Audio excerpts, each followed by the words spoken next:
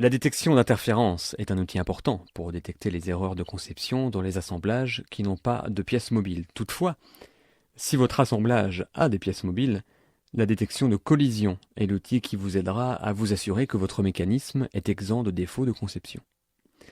Dans cet exemple, je vais utiliser la détection de collision pour m'assurer que le bras oscillant ne heurte pas ce raidisseur pendant qu'il tourne.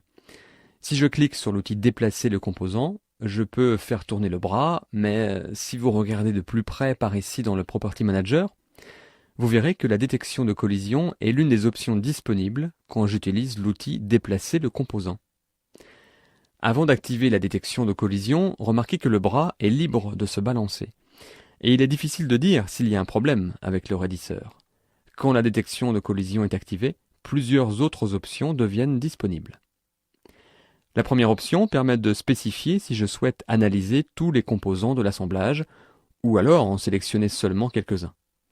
Afin d'optimiser la détection de collision, je vous conseille de faire uniquement l'analyse des composants qui sont affectés par le mouvement.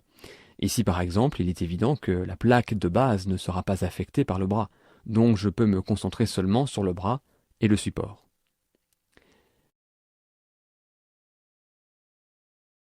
Une fois que les composants sont sélectionnés, je dois cliquer du « Reprendre le glissement » pour continuer l'analyse.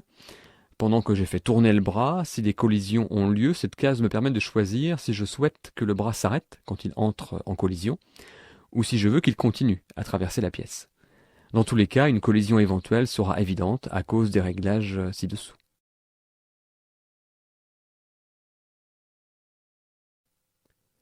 S'il y a collision, je souhaite que les faces qui se touchent passent en surbrillance, et je veux entendre un son au moment de la collision.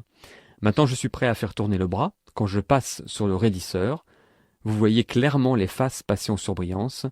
Il est évident que j'ai un problème à cet endroit-là.